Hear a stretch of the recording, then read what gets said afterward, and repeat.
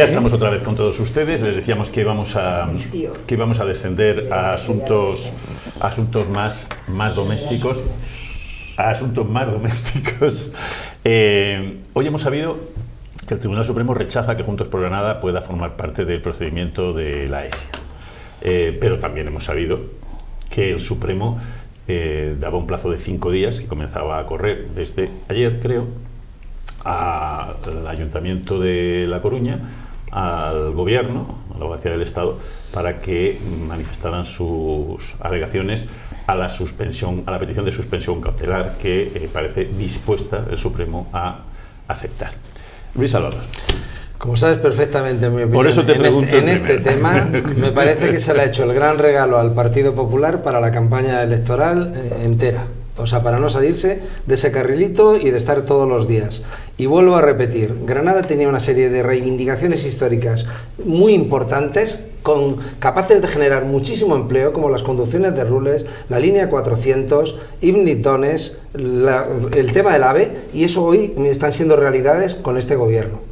Si hablamos de Granada capital, estamos hablando de Adialab, la sede europea de la inteligencia artificial en Granada. Estamos hablando del centro de computación con más de 100 funcionarios en Granada. Estamos hablando de la inversión de 13 millones de euros del gobierno en la fábrica antigua de tabaco para convertirla en un hub tecnológico con 1.000 trabajadores, empleos tecnológicos, 20 tal. Y podríamos seguir con espigones, con 1.000 temas en la provincia y en la capital de inversión de este gobierno directo sobre necesidades que se llevan reclamando en los parlamentos y en todos los sitios desde hace muchísimo tiempo. Y ahora que viene todo esto, no existe. Estamos como con el sanchismo. De lo que todo el mundo habla es de la ESIA y qué pasa con la ESIA, si se para en La Coruña, si no se para, si podremos tener otra oportunidad o no podemos tenerla, cuando tengo totalmente claro que alguien lo utilizó electoralmente porque creía que le iba a venir bien. Yo vi que era un error desde el primer momento porque preveía un desenlace como el que ha sucedido, porque nadie había creado expectativas en ningún otro sitio y no había señales de que Granada fuera la receptora de la agencia, más allá que una persona que decía permanentemente que iba a estar. Y después de pasar todo esto, ahora nos encontramos que es Marifran,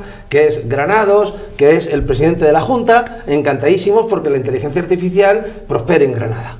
Pues bueno, pues ya está, pues lo han conseguido. Chema. 3 semanas durará ese vodevil, porque yo comparto gran parte de lo que dice Luis, no es la primera vez que lo digo en esta mesa. Pues el Supremo pues dará una de cal y otra de arena, ¿no? Pues allá estaban muy contentos uno porque parece que abre la puerta a la suspensión cautelar y hoy pues no permite que la asociación promotora del recurso sea parte en el recurso, porque las cosas cuando se judicializan pues pasa esto.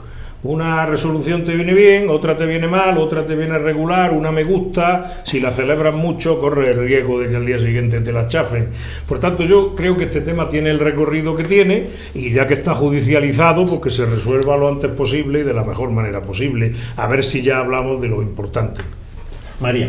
Pues yo sí, opino un poco igual. Cuando esta mañana he oído al recién incorporado portavoz del ayuntamiento hablar de humillación, es que hasta me ha parecido que me estaba tratando de imbécil, ¿no? Porque realmente de lo que estamos hablando es de una oficina técnica que se iba a montar y poco más que eso. O sea, yo, salvo que yo esté mal informada, y creo que todos los que estamos aquí hemos hecho todo lo posible por entender de qué se trataba, que es que el futuro de nuestra ciudad, desde luego, en modo alguno dependía de eso, ¿eh? Porque lo que propiciaba que eso viniera aquí, que tuviéramos, en fin, capacidades para optar a eso, es lo que tenemos, y eso no se lo va a llevar ni La Coruña ni nadie. Sigue estando aquí, que es el talento que esta ciudad tiene, que esta universidad tiene. Por tanto, lo que sí le está saliendo muy bien es eso de apelar a los bajos instintos y decir, es que era una humillación para Granada. ¿Pero de qué están hablando? O sea, y tiene que ver un poco con lo que antes decía Luis. O sea, es que la gente tiene que tener la suficiente capacidad para entender que lo que hay detrás de esto es una utilización política de una cosa que desde el punto de vista del impacto en el desarrollo y en la convivencia de Granada, todos estamos diciendo y lo sabemos que es menor. Luis. Pues puede ser que sea menor y puede ser que ahora digamos pues prácticamente como el zorro y la uva, ¿no? Como la fábula. Lo que sí es cierto es que en su momento quien se movió y se partieron el pecho fueron los de Juntos por Granada. A ver si ahora, cuando hay un robo, porque el robo me refiero a un robo normal y corriente en un supermercado, de la alerta a un niño o una persona no muy elegante o no muy bien vestida, no se le va a hacer caso, que es la cuestión jurídica. Claro, Juntos por Granada era una plataforma, no sé, no era un partido político formal entonces, y ahí entramos ya en la artimaña jurídica para decir, no, porque vosotros no podíais establecer ningún tipo de recurso. Y entonces César Girón, vamos a decir las cosas por su nombre, que se ha partido el pecho, pues se ha encontrado en que al final nada. Que es cierto que eso de la ESIA era, digamos, una especie de oficina grande, bueno, pero era un estamento. Que después al final se lo van a querer, si sale bien, que yo lo dudo. Máxime con tanto gallego ahora en el escenario. Estamos a saber que Gallego se lleva el gato al agua, pero que si saliera bien, seguro que esto va a tener paternidades del éxito. ¡Puf! Todo el mundo.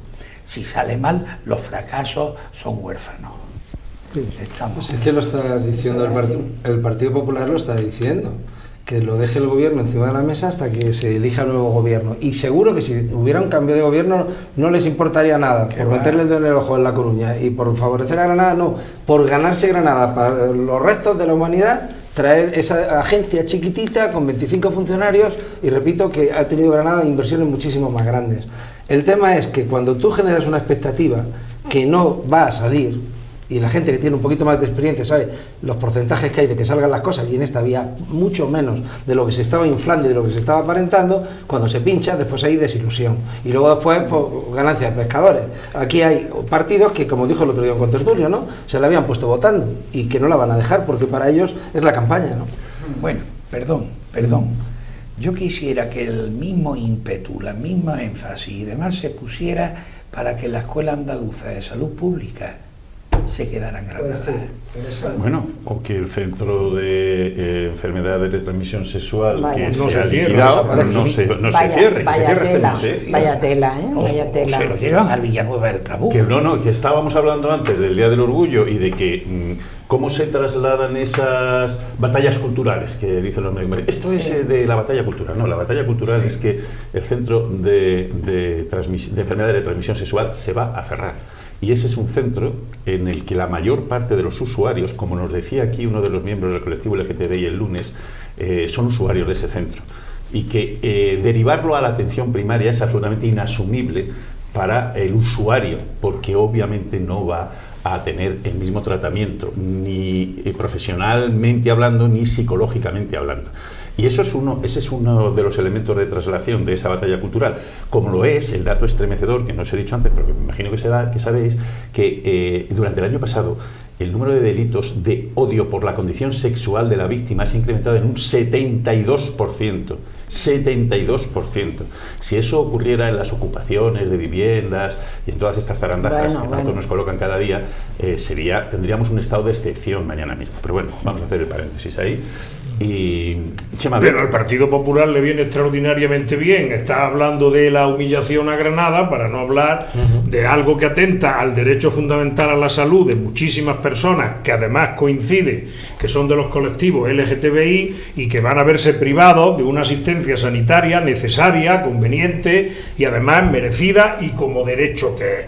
Pero claro, y qué decir del aumento de delitos de odio producto del blanqueamiento que llevan años haciendo de la ultraderecha, pero le ha venido extraordinariamente bien lo otro, porque como alguien ha dicho, no solo se la han puesto votando, es que dura hasta el 23 de junio este debate. El Partido Popular el 23 de junio cerrará la boca sobre la ESIA, lo hemos dicho en esta mesa y lo hemos mantenido. Y esta es la pena, que además en una ciudad como Granada, en una sociedad como Granada y en unos medios, particularmente uno de comunicación que hay en esta ciudad, que sabe cuidar muy bien el sentimiento nazarí, este tema es gloria bendita, para no hablar de los demás. Porque María, tú lo decías antes, tú decías, parece mentira que ahora estamos hablando de cuestionamientos de la violencia machista. Es que parece mentira que estemos hablando de que la gente sale a la calle con miedo por su condición sexual. Pero no porque solo, salen con miedo. Pero no solo eso, estamos hablando también de un problema, estaba buscando el dato, porque no lo tengo ahora mismo en la memoria, pero lo he leído esta mañana.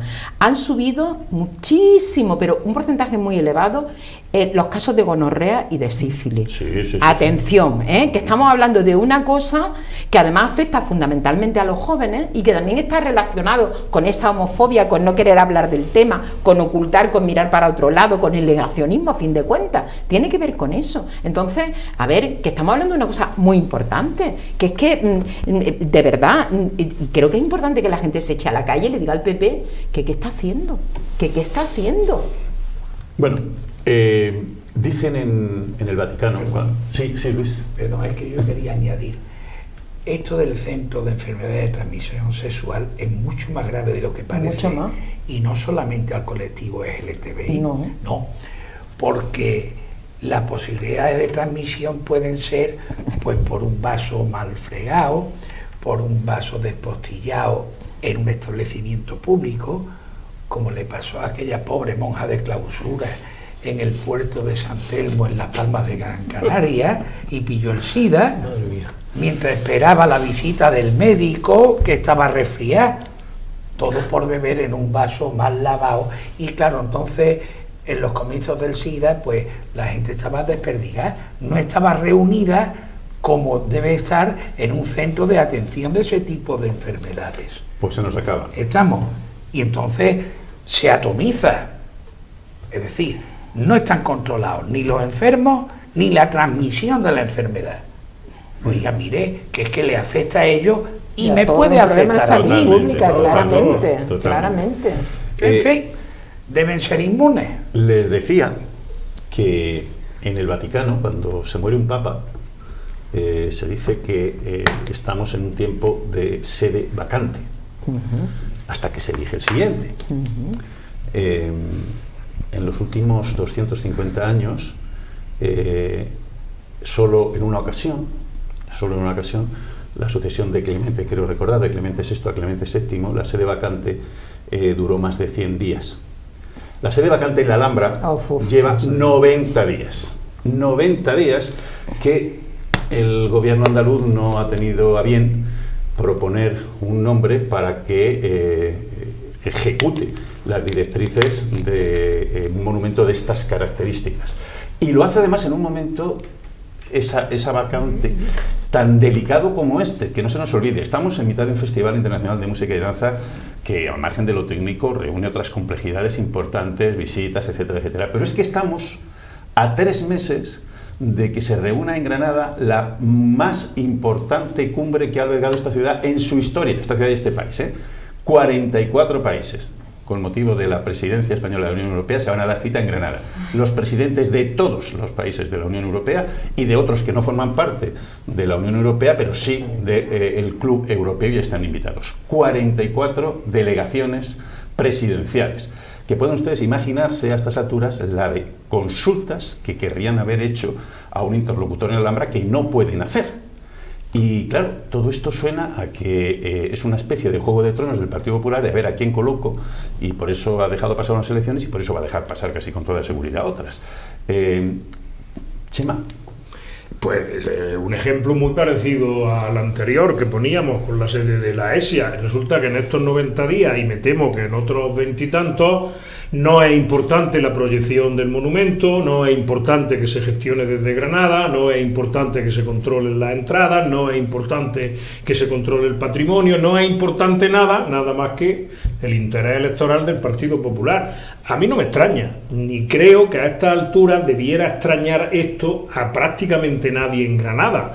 Pero claro, como tenemos temas para entretenernos, pues tampoco hablamos de esto. Me parece gravísimo, lamentable, no solo por las razones que tú has dicho, sino por una elemental responsabilidad institucional, y es que un complejo que reúne tantas características como es la Alhambra no puede estar 10 días sin alguien al frente, no digamos ya 90.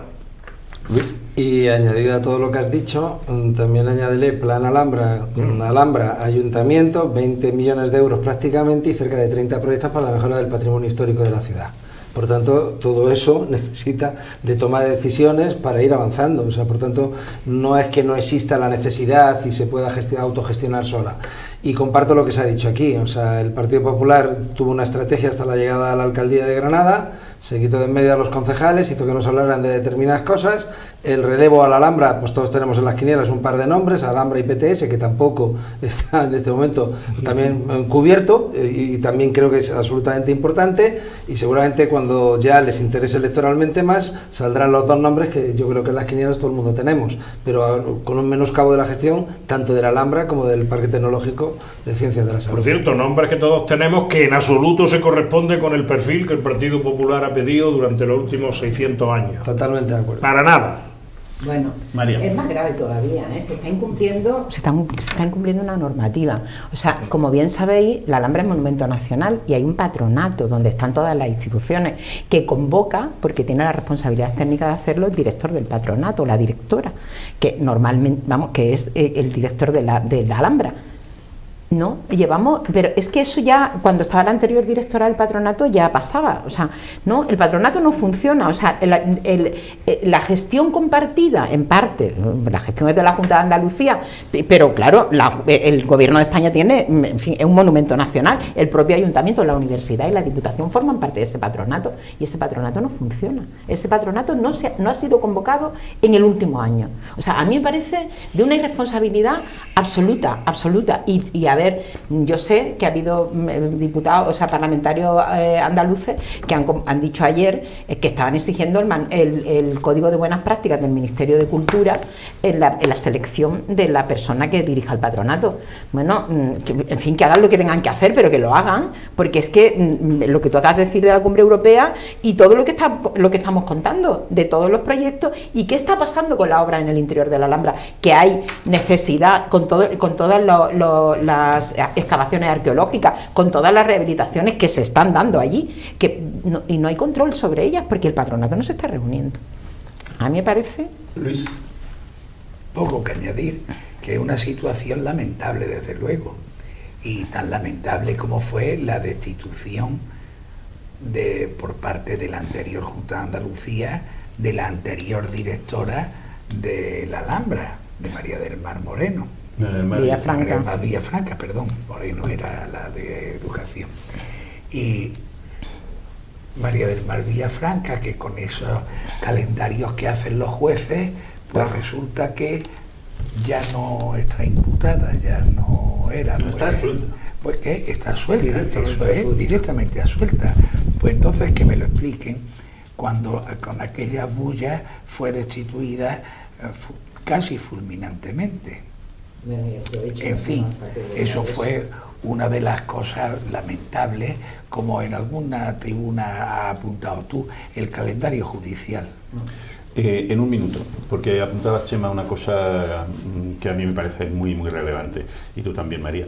El patronato de la Alhambra, quien dirige el patronato de la Alhambra, debe reunir unas condiciones, unas características, un currículum. Claro, estamos hablando del monumento más visitado de España. Si para dirigir el Museo del Prado o el Reina Sofía se exige lo que se exige, cuando menos debería exigirse para dirigir la Alhambra, ¿no? Yo tengo muy buena relación personal con Eva y con Luis González, y tengo un magnífico concepto de mí mismo, pero descarto a los tres absolutamente para ese puesto. Claro, vete más de Montería, que no te vayas de González, vete de Montería. Bueno, ya, bueno. Bueno, tuvimos a Juan García Montero aquí, estuvimos hablando con él, y él asegura que en las actuales que él no se ve, que no va a ser lo que él además tendría muy difícil aceptar un encargo de esas características, en honor a la conversación que tuvimos ayer o antes de ayer. Pero ¿debería o no debería, Luis? Pues está claro, o sea, si el Partido Popular no ha hecho ya ese nombramiento, no ha puesto en marcha el procedimiento, que lo podía haber puesto en marcha y haber hecho, lo hicimos con el Festival Internacional de Música y Danza.